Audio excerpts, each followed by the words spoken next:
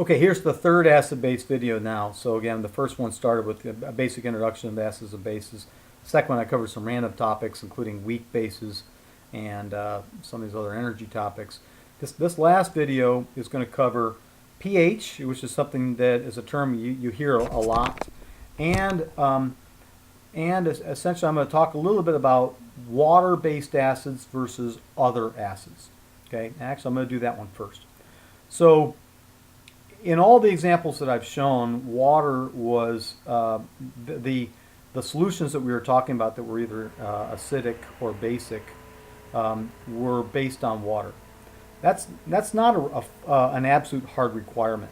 However, what you'll see especially when you get into organic, but even outside of that, most acid-base reactions, and in fact most acids that are commonly encountered anyway, are water-based. Okay. Now, I want to talk a little bit about why. Well, I'm just going to say there are definitely some non-water-based acids. Let's imagine we actually had ammonia gas and hydrogen chloride gas, and we mix these not in water but in some other solvent. Let's say it's alcohol. I don't know, just to pick one, or butane. When we mix these gases in another liquid, again, I'll assume it's butane. An acid-base reaction still occurs, because what happens is that the ammonia and the HCl dissolve in the liquid, not water, but some other liquid. And the exact same thing that we saw before when water was involved. Come on. Let's draw a decent ammonia molecule. Okay. The exact same thing sort of happens is when HCl dissolves in liquid, the affinity here is that the electron definitely goes over here, and this HCl becomes fully dissociated. HCl would much rather exist like this in the liquid. But now we have a free proton, and it's got to find a home. It immediately finds a home over here. So what you end up with is you end up with ammonium chloride, just like we had shown before. This is going to form NH4 plus and Cl minus, even though there's no water in sight. And what you'll end up with is ammonium chloride dissolved in butane, or dissolved in alcohol, or whatever. By the way, I'm not even sure if ammonium chloride dissolves in butane, but let's imagine it does. Then this is exactly what you'll end up with, is ammonium and chloride dissolved in something other than water. And that's still considered an acid-base reaction, at least according to some definitions of acid-base. That's all I wanted to say, and because again in the life sciences, that's kind of a moot point. Almost all of these acid-base reactions happen in the presence of water. Okay. All right. The next thing I want to talk about then is really a water-based acid concept solely. I think it is solely, and that is the concept of pH. Again, pH is something that we know about in everyday life. We know the term anyway. And what pH means in Latin is essentially the concentration of H.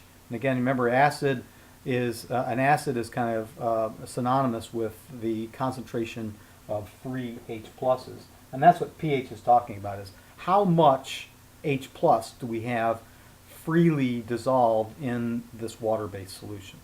Okay, so the pHs range.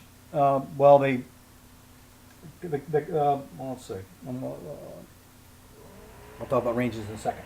So, first of all, we'll say what P is. P is essentially the negative of the logarithm of the concentration. Okay.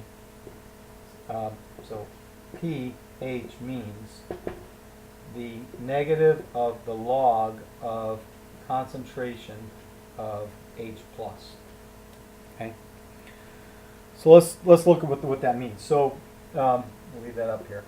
So if you take water, you remember our drawing where we had water existing in a beaker, but I had said, yeah, but part of that is there's a little bit of H plus and a little bit of OH minus floating around in the water.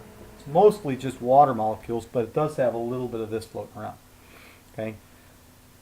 Okay, little bit. Define that. How much? How much is a little bit? Well, it turns out in pure water, the concentration of hydrogen ions is roughly 10 to the minus 7th, meaning about 1 in 10 million, I think is what that is. Okay, so for every 10 million water molecules, one of them has been split like this in pure water. This is just kind of, and then of course the flip side of that is the concentration of hydroxide ions in solution is the same. Okay, it's like roughly 1 in 10 million. So water could be considered the ultimate weak acid and weak base. It's both, actually. Water is kind of, one way to think about water is it's kind of a weak acid, it's also kind of a weak base, because it does have some concentration like this. And it turns out, in terms of acid, how acids and bases are considered, acids are always have a higher concentration, meaning they have a lower negative exponent than water does, and bases always have a smaller concentration of H plus, meaning these exponents are larger. Okay. Now the pH of water is 7. It's 7 because the logarithm of the concentration is -7, and pH essentially means negative the logarithm. So since the log of this concentration is -7, the pH, the negative log is actually +7. So the pH of water is 7, which is kind of considered really neutral. It's neither really an acid or a base. It's kind of right in between. Okay. If you took a 1 molar hydrochloric acid solution, 1 molar HCl, when you dissolve that, you end up with 1 mole of H and 1 mole of Cl. Basically, the pH in this case is really low. The concentration might be, I don't know, and I haven't done the math on this, but the pH might be roughly, 0.1 for every 10 molecules of water, you've got 1 free H plus floating around.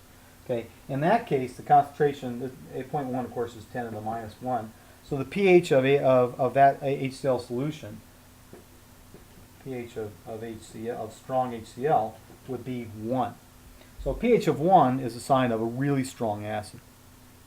Similarly, if we had a really strong solution of sodium hydroxide, the concentration of OH would be significantly high, meaning it would eat up almost all of the protons floating around in the water. How much would it leave around? Well, it turns out NaOH leaves around pH of a strong sodium hydroxide solution. The pH is 14, meaning the concentrations of H plus in that solution is way down. It's 10 to the -14, almost none. Okay. So I want to introduce pH, the term again. The lower numbers on pH refer to acids. The higher numbers refer to bases, strong bases, and the numbers in between are either weak acids or weak bases, depending upon which side of number 7 they're around. Okay. Great. That was all I want to cover in this one.